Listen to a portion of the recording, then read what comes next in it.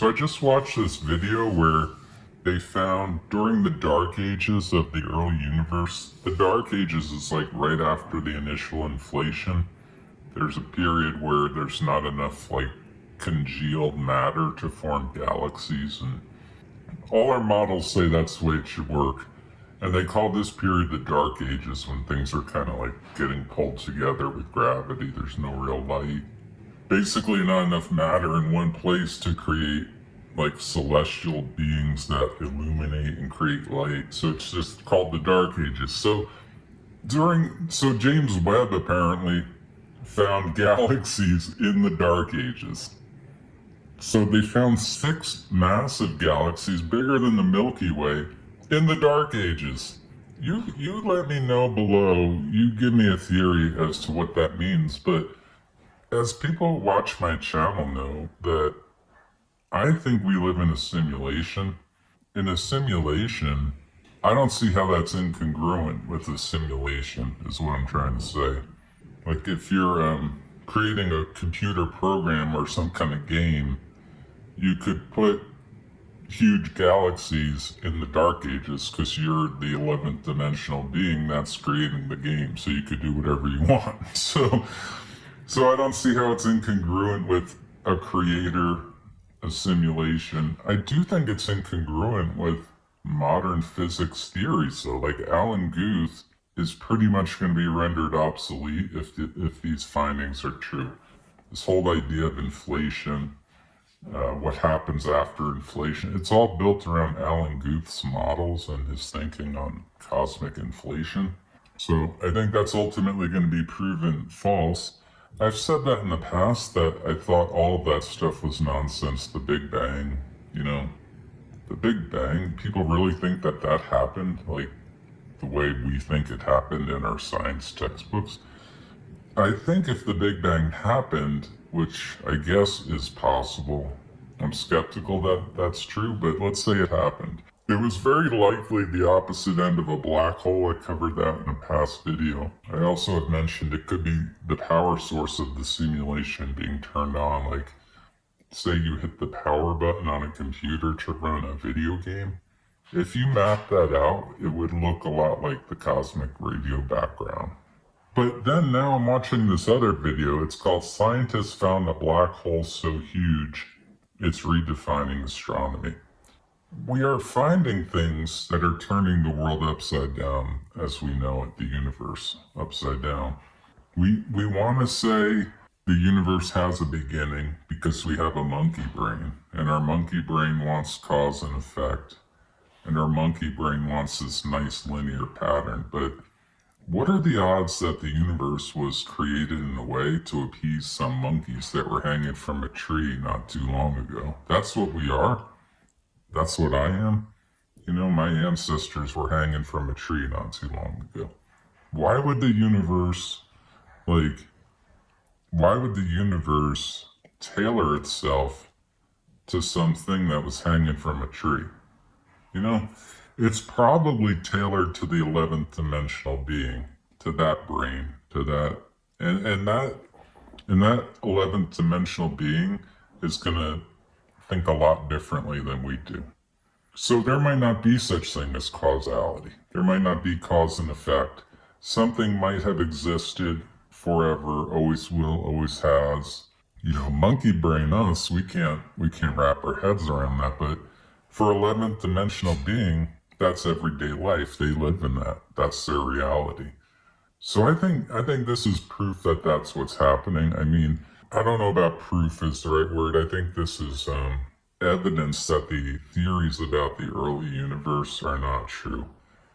And if those theories aren't true, I think it makes other theories, like the ones I always talk about on this channel, a little more true just by default. Because, yeah, they're a little radical, but the mainstream monkey brain logical stuff over and over lately, just keeps being false.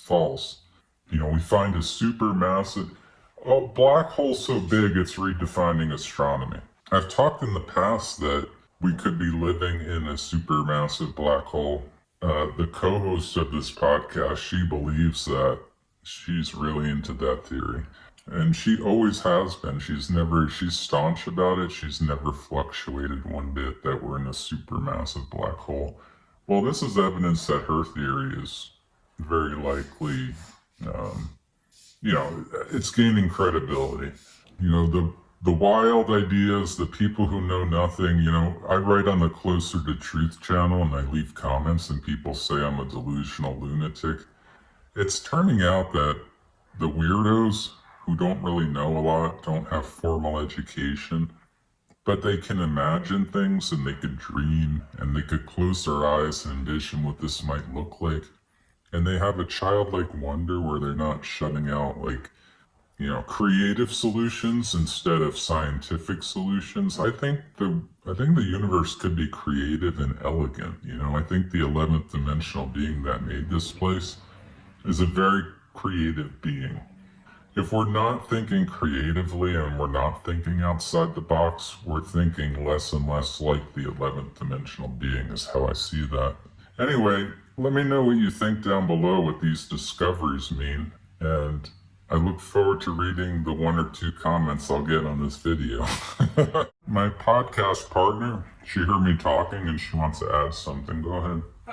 You were talking about just the monkey brainness of ourselves and how bad we are at just understanding things that we're so really not adapted to understand, because we had no use for that, for a millennia since we were, single-celled organisms. Right. But this theorist, I can't remember his name, but he talked about that, how evolution was the enemy of truth because evolution has no need for truth.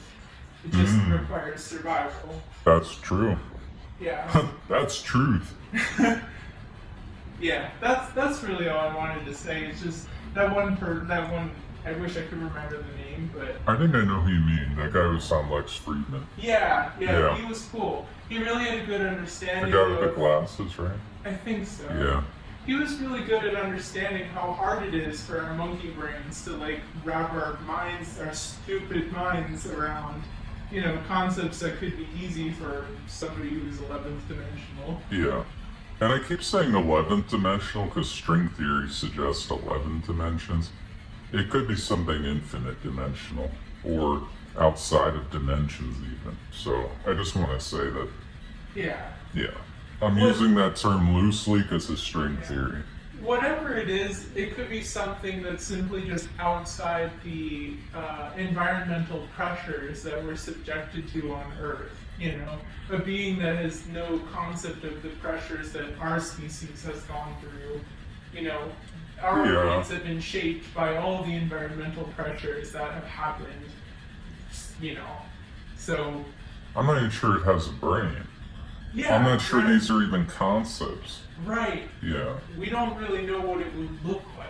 Yeah. Because we can't, because everything that our entire... Right, and that's my whole point. And it doesn't mean we should stop thinking about it or give up just because we can't, right? Yeah. We should still, because it's fascinating to think about. Yeah. So we should still try to do it. I think but what gets me is physicists acting like this is the way it works, Yeah.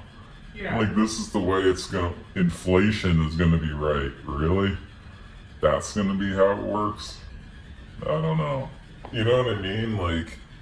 Sure, it's gotta work some way and maybe it's but I'm very skeptical of a 3-dimensional being that was swinging from a vine 1 million years ago or however long we were doing that ago. Yeah. Figuring out the way an 11th dimensional being designed the place, and then that 3-dimensional monkey being arrogant about it and saying inflation is how... Really?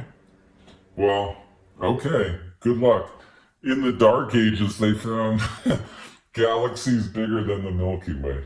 Yeah. So much for that theory, so much for the Big Bang, so much for inflation. Yeah. I mean, it's going to toss all that stuff out, which needs to happen. Anyway, I want to wrap this up because this is long, but the black hole, this thing, you love that theory. Yeah. And what do you think is happening? You think it's enrapturing the whole sphere? What, like a hologram or what?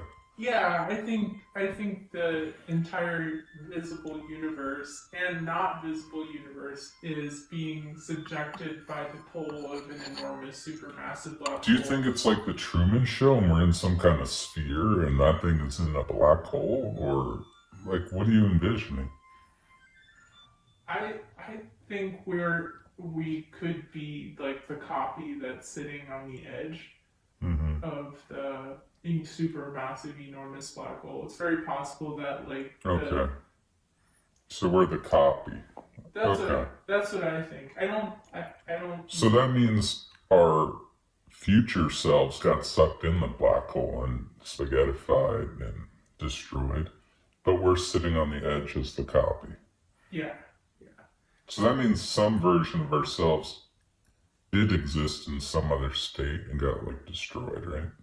Yeah. If that's what happens in a I black don't hole. even know if that's what happens. Or it got spit out the other end into a white hole. Right, and then And that could be where we're living right now, too. Yeah, and time is going backwards in that.